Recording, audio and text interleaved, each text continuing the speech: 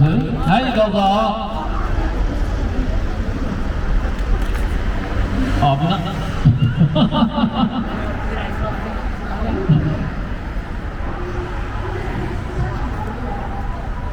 はい、どうぞ。どうぞどうぞ。はい。先ほど高校生の若い方が声を上げられました。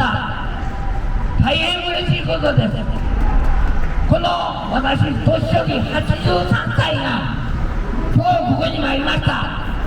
なぜかと言いましたら、私はもうお呼びが来てあの世行きますが、この日本の国が、我々が生まれ育ってきたこの日本の国が明るいこの紙です。豊かな国であり続けなければなりません。ですが今なんでやねんと言われたこれ全てがここにいる財務省の結果なんです。そうや。江戸ちゃん。30年間給料は上がってません。上がってません。おっちゃん言う通りや。リス規制で銀行から立ち上がりになって多くの企業が倒産しました。いわゆる市場に金融が流れなくなったんです。その時に出るのが財務省です。ちょっと待ところがそれを見捨てました。それによってたくさんの中小企業が倒産いたしました。これはね、技術力のある立派な会社が私も知ってますけど、銀行から貸し上がりになりました。そして新しい技術がありましたけれども、全て潰されました。それが全て財務省のせいなんです。財務省が手を差し伸べるべきに、特に財務省が手を差し伸べないんです。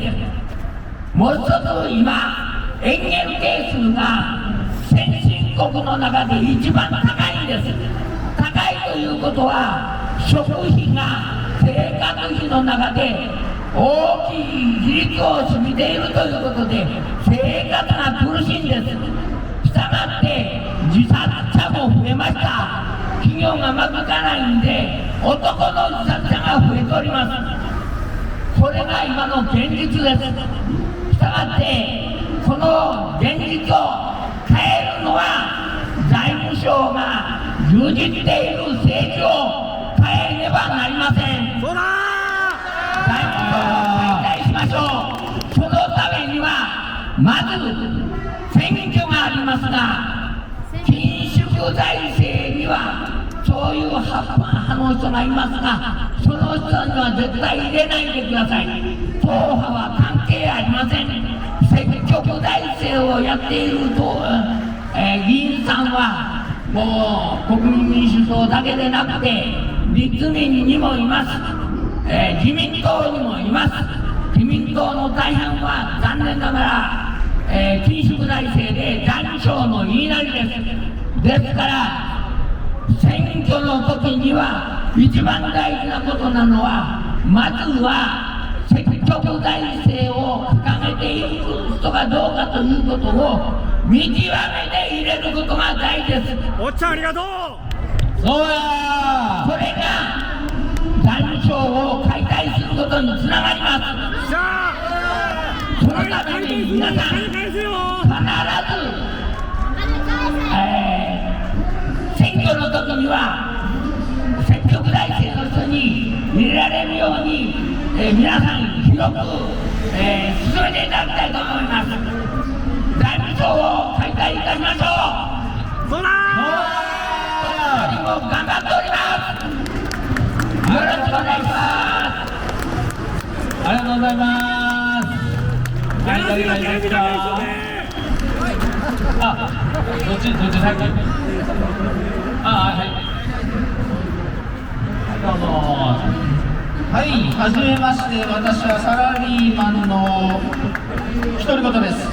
今回ちょっと初めてね、出させてもらうんですけど、今、皆さんサラリーマン、たくさんいますか、この中に。サラリーマンいますか。サラリーマンの方、すごい大ピンチです。はい。20万、15万の大増税があります。何かわかりますか。それは違います。給与所得控除。あれが今140万ぐらいもらってますよね。それがゼロになります。このまま今の政党だったらゼロになります。ということは500万の人は25万円増額ですわ。増額といったら現在お金がね入ってくるのが25万円減るんですよ。で400万円の人は20万円減ります。300万円の人は15万円入ります。年収がですよ。それ皆さん許せます？許せない。今から25万、今からね20万、そんなに減るんですよ。今の政党、今の与党だったらそれを推し進めてます。皆さんそれがね許されるんであればどうぞ今の与党に入れてください。ただしもしそれが許されないんであれば考えなくちゃいけないです。皆さん選挙に行きましょう。今ね考えてみてください。20代、30代、40代、50代、これが一番選挙に行ってないんです。サラリーマンが一番選挙に行ってないです。なんで？みんな無関心や。無関心なんですよ。だけどその方たちが一番給料が減るんですよ。25万減りますよ、20万減りますよ、15万減りますよ。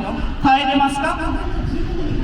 今ね国民負担率はね 50% って言ったら500万給料もらってますよね。そうしたら実際あなたたちのお金がね使えるのは250万です。なんでかって言ったら500万で350万が手取りです。それからだいたい100万ぐらいかけて食費とかね、あと住宅費、光熱費とかやるでしょ。ということはあなたたちは250万しか持ってないんですよ。私も同じですよ、ね、それからまた25万減らされたらどうなりますか、ね、生きていけへんわ。生きていかないやろ。ということは選挙に行こう。選挙に行ってそういうふうなね、給与の控除をね止めようとしているところをゼロにしようとしているところを落とさないといけないんですよ、ね、そこに考えましょう。あと大企業にね勤めておられる方もこの中におられると思うんですけど、申し訳ないですけど今からそうですね、退職金の方は100万ほど減ります。なんでかって言ったら今の与党がそういうことに進めてるからです。これは退職金控除、こちらの方が20年以上はガバッと減額されます。ということは20年以上勤めてやっと30年間勤めてやっと退職できるという人はどうなりますか？あ、なんか退職金が200万減った、300万減った、そんな状態なんですよ。これが今の与党の状態です。どんどん緊縮財政を進めてます。いいですね。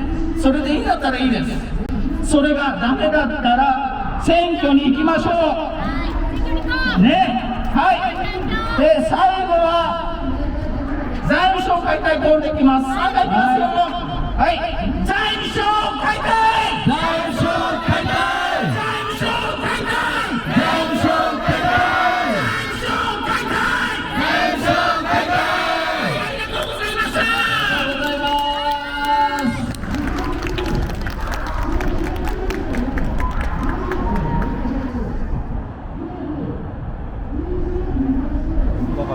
はい、どうぞ。皆さんこんばんは。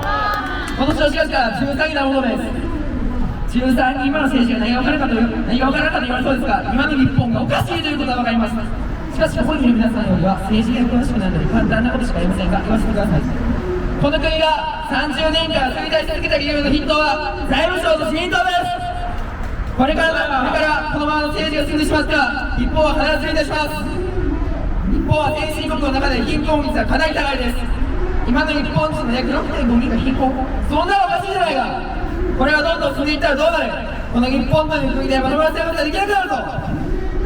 自民党が言っている経済成長とは大企業や富裕層を設定営業し僕たち市民の負担を増やしているだけだ。